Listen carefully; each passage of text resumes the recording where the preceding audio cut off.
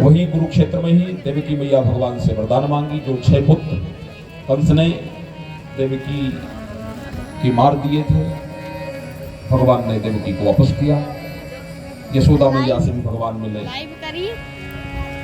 भगवान जब बहुत लगती है वृंदावन छोड़ करके मथुरा गए हुए थे तो 11 साल के थे। कुरुक्षेत्र में जब दोबारा यशोदा मैया से मिल रहे तो भगवान 100 साल के थे। गोदी में बैठा लिया, प्रेमास्त्र बह गया। कन्हैया आप कब मिलोगे? यशोदा मैया भी भगवान से वरदान मांगती हैं, कन्हैया तो छोटा सा वरदान मुझे भी दे दो। जब जब इस पृथ्वी पर मैं मां बन करके आऊं तब तब तुम मेरे पुत्र बन कर। कुरुक्षेत्र में सूर्य ग्रहण का अवसर समाप्त हुआ। सब लोग अपने अपने स्थान की ओर पधारे। परीक्षित ने प्रश्न कर दिया सुखदेव जी से, महाराज मैं भगवान कृष्ण की बहन सुभद्रा के विवाह की भी कथा सुनना चाहता हूं। ब्रह्मन् वेदुतमीक्षामः सुसारम रामकृष्णयो यथोपयमे विजयो या ममासीत पितामह। क्योंकि भगवान कृष्ण की बहन जो सुभद्रा थी, ये परीक्षित की दादी लगा करती है। कैसे हैं श्रोता परीक्षित जी, जो सुखदेव जी से पूछते हैं कि मेरी दादी का विवाह कैसे हुआ अर्जुन के साथ। उसमें भी भगवान की कोई अहम भूमिका रही होगी। सुखदेव जी सुनाने लगे, बलराम जी की इच्छा थी कि मैं अपनी बहन सुभद्रा का विवाह दुर्योधन के साथ करूं, और भगवान कृष्ण की इच्छा थी कि अपनी बहन का विवाह अर्जुन के साथ करूं। कहीं ऐसा ना हो कि बलराम जी सुभद्रा का विवाह दुर्योधन के साथ कर दो। इसलिए भगवान ने अर्जुन से कहा कि तुम मेरे घर साधु का वेश बना करके आना, मेरे घर में भंडारा है, मेरी बहन तुम्हें भोजन परोसेगी, उसी समय मेरी बहन को उठा लेना। भंडारा चल रहा था भगवान के घर में। अर्जुन साधु का वेश बना करके आया, पंक्ति में बैठ गया, भोजन परोसने लगी सुभद्रा। उसी समय अर्जुन सुभद्रा को उठा करके रथ में बैठा है, चल गए। हाहाकार मच गई। अर्जुन सुभद्रा को भगा ले गया, हरण कर ले गया। बलराम जी नाराज हो गए, अब मैं अर्जुन को छोड़ूंगा नहीं।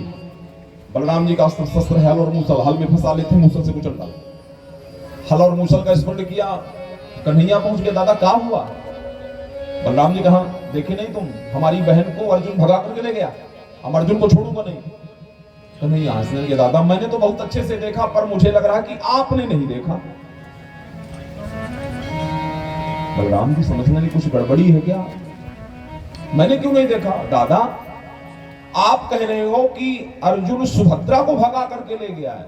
नहीं, अर्जुन सुभद्रा को भगा करके नहीं ले गया, सुभद्रा अर्जुन को भगा करके ले गई।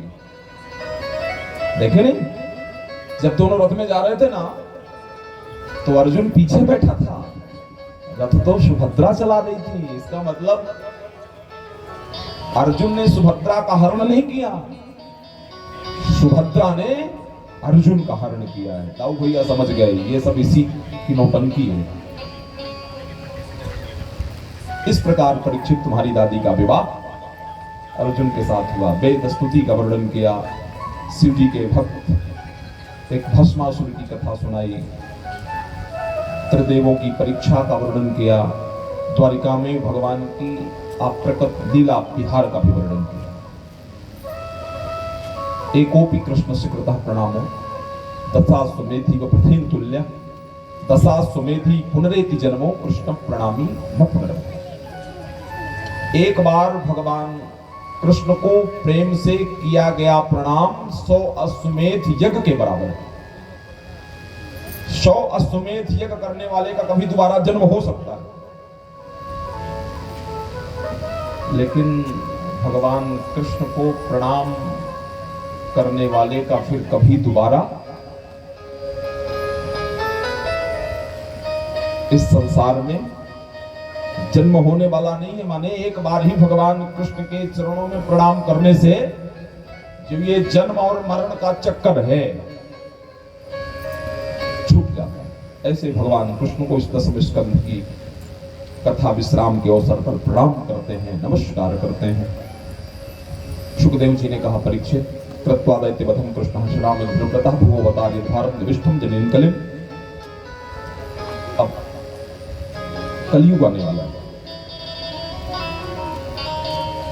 कलयुग का आगमन जान भगवान अपने ही कुल के संहार करने की इच्छा करी। मेरा ही कुल इस पृथ्वी का बोझा बन करके है। विप्रत वपुः चक्रव सुंदर सन्निवेशम कर्मांचलन भविष्य मंगलमाप्त कामा आस्थाय धाम रममाण उदार कीर्ति संघर्तमय क्षत कुलम स्थित कृत्य शेषा कर्माणि पुण्य निमहानि सुमंगलानि गायत्रि जगत कलिमला पहाराणि कृत्वा कालात्मना निवसता यदुदेव गेहे पिंडाडकम शमगमन मुनियों श्रेष्ठा। अपने ही कुल के संहार की इच्छा करने वाले भगवान कृष्ण परिपूर्ण, किसी प्रकार की कोई कामना शेष नहीं रह गई। एक पिंडारक नामक क्षेत्र था जहां विश्वामित्र, कर्णु, दुर्वासा, भृगु, अंगिरा, कश्यप, वामदेव बड़े बड़े महात्मा तपस्यारत थे। कुछ यदुवंश के उदंड कुमार जाम्बुवती के पुत्र शाम को स्त्री का वेश धारण कराए उन महात्माओं के बीच ले जाकर के हंसी ठिठोली मजाक करने लगे। महाराज, आप तो सब कुछ जानने वाले हो, बताओ इस स्त्री के पुत्र होगा कि पुत्री होगी? सब कुछ जानने वाले उन महात्माओं ने जान लिया, देख लिया, अभिप्राय समझ गए। अरे इस स्त्री के ना पुत्र होगा ना पुत्री होगी, तुम्हारे कुल का नाश करने वाला एक मूसल उत्पन्न हो गया। मुसलम तब कुल नाशनम। शाम का पेट खोला, न कोई पुत्र न कोई पुत्री, मूसल। उग्रसेन ने मूसल का चूर्ण करा दिया। मूसल ही नहीं रहेगा तो विनाश कैसे? मूसल में नीचे लौह लगा होता, समुद्र में फेंक दिया, कोई मछली निकल गई, मछुआरों के द्वारा मछली पकड़ लिया गया, मछली का पेट चीरा गया तो लौह मूसल का अवशेष निकला। एक जरा नाम का बहेलिया अपने बाण की नोक में उस मूसल के लौह को निशाना साधने के लिए लगा लिया। अंततः वही यदुवंश के विनाश की प्रमुख भूमिका मूसल का अवशेष निभाता है। भगवान को ये किसी ने बात नहीं बताई, पर भगवान अंतर्यामी है, सब कुछ पता चला। उसी समय नौ योगीश्वरों का संवाद जो राजा नीमी के बीच हुआ था, कपिल, हरि, अंतरिक्ष, प्रबुद्ध, पिपलायन, आविर्होत्र, दुमेश, चमस, करभाजन इत्यादि के प्रसंग का वर्णन नारद जी द्वारिका में आकर के वसुदेव जी को सुनाने लगे। भगवान के कतिपय मनोरम अवतारों की कथा का वर्णन किया, अभक्तों की दुर्गति का वर्णन किया। उद्धव और भगवान कृष्ण के संवाद में देवताओं ने आकर के भगवान की स्तुति करी। नताः स्मृते नाथ पदारविंदम। महाराज चलिए, अब यहाँ का कार्य पूर्ण हो गया। भगवान ने सबको आश्वासन दिया। उद्धव को एकांत में ले जाकर के 24 गुरुओं की कथा सुनाई। ये 24 गुरु कौन?